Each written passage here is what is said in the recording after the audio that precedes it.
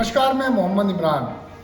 समुद्री सीमाओं से लगे राज्यों में चक्रवात यानी साइक्लोन का आना जाना लगा रहता है। छोटे छोटे साइक्लोन बहुत आते हैं जिनका उत्तर भारत में पता भी नहीं चलता, लेकिन जब कोई चक्रवात खतरनाक रूप ले लेता है तो उसका असर पूरे देश भर में दिखाई देता है। चेन्नई, तमिलनाडु, पुदुचेरी, आंध्र प्रदेश और ओडिशा आदि राज्यों में साइक्लोन मिचगोन लगातार कहर बरपा रहा है। मिचगोन से चेन्नई और पुदुचेरी में लगातार तबाही आ रही है। कहीं पर नाव चलने लगी है तो कहीं लोग पानी में डूबकर जाने को मजबूर हैं। तेज बारिश के चलते तमिलनाडु के कई जिलों में छुट्टी घोषित कर दी गई है। चेन्नई एयरपोर्ट में पानी भर जाने के कारण आज सुबह से धीरे धीरे फिर फ्लाइट उड़ानी शुरू की गई है। मिचगोन ने दक्षिण उत्तर भारत पर असर डाल दिया है। इस वीडियो को आखिरी तक देखिए तो आपको पता चल जाएगा कि आखिर चेन्नई में चक्रवात ने कैसे तबाही मचाई हुई है और चक्रवात कैसे बनते हैं, आखिर इसका क्या फिनोमिना होता है। मिचगोन साइक्लोन ने दक्षिण भारत के कई राज्यों को सीधे क्षति पहुंचानी शुरू कर दी। चेन्नई के कई पौष इलाके जलमग्न हो चुके हैं। ताम्बरम, पेरुबक्कम, मरीना बीच आदि इलाकों में पानी घुटनों तक भर आया है। गृह मंत्री अमित शाह ने चक्रवात को लेकर तमिलनाडु के मुख्यमंत्री एम.के. स्टालिन से बातचीत की, वहां का हालचाल जाना। इसके अलावा पुदुचेरी के सीएम से भी उन्होंने बातचीत की। कहा जो भी संभव मदद होगी वो दी जाएगी। अब यह साइक्लोन तमिलनाडु के साथ साथ ओडिशा, आंध्र प्रदेश में भी अपना कहर बरपा रहा है। आंध्र प्रदेश के तिरुपति इलाके में काफ़ी पानी भर चुका है। धीरे धीरे जलस्तर बढ़ता जा रहा है।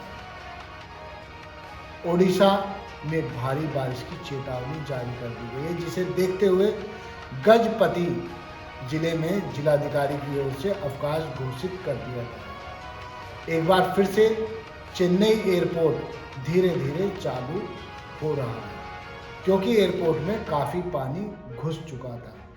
मैं आपको बता दूं कि आज सुबह 9 बजे से धीरे धीरे फ्लाइट उड़ानी शुरू कर दी गई।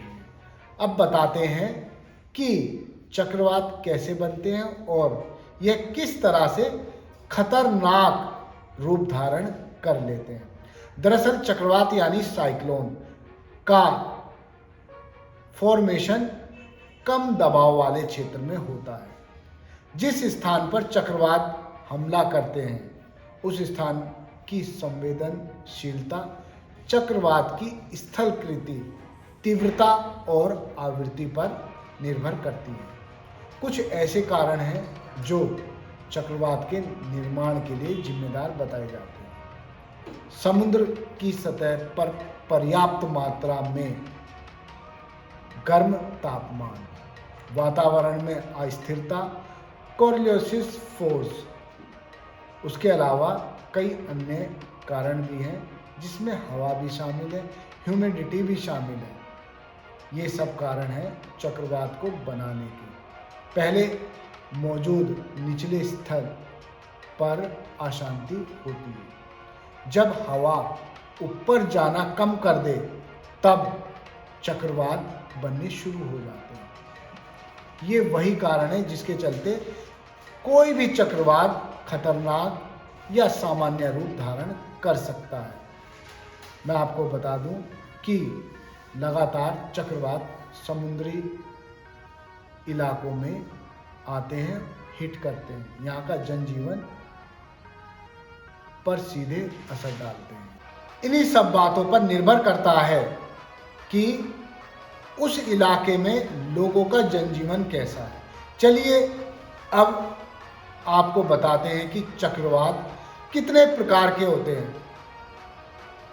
ट्रॉपिकल साइक्लोन यानी उष्णकटिबंधीय चक्रवात, ध्रुवीय चक्रवात यानी polar cyclone, mesocyclone extratropical cyclone आदि। ये कुल मिलाकर 4 प्रकार के होते हैं। और कहाँ पर कौन सा चक्रवात आएगा और फॉर्मेशन करेगा, ये सब उस स्थान के क्लाइमेटिक जोन पर भी निर्भर करता है। क्लाइमेटिक जोन वो होता है कि हमारे जो ट्रॉपिकल लाइंस होती हैं उसी के हिसाब से हम अलग अलग क्षेत्र को क्लाइमेट जोन में बांट सकते हैं। जहाँ सर्दी है वहाँ पोलर साइक्लोन आते हैं, लेकिन भारत में हमेशा ट्रॉपिकल साइक्लोन ही आते हैं। आपने देखा होगा कि किस तरह से समुद्री सीमाओं से लगे राज्यों को ये साइक्लोन तबाह कर देते हैं। एक बार नहीं बल्कि बार बार आते हैं।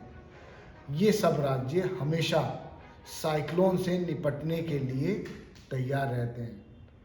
Early warning cyclone system Bharat सरकार बना चुकी है ताकि साइक्लोन आने से पहले ही लोगों को चेतावनी जारी की जा सके, बताया जा सके। इसीलिए स्थानीय प्रशासन जैसे ही चेतावनी आती है तुरंत वहाँ बसे लोगों को विस्थापित करना शुरू कर देता है, सुरक्षित स्थानों पर पहुँचा देता है।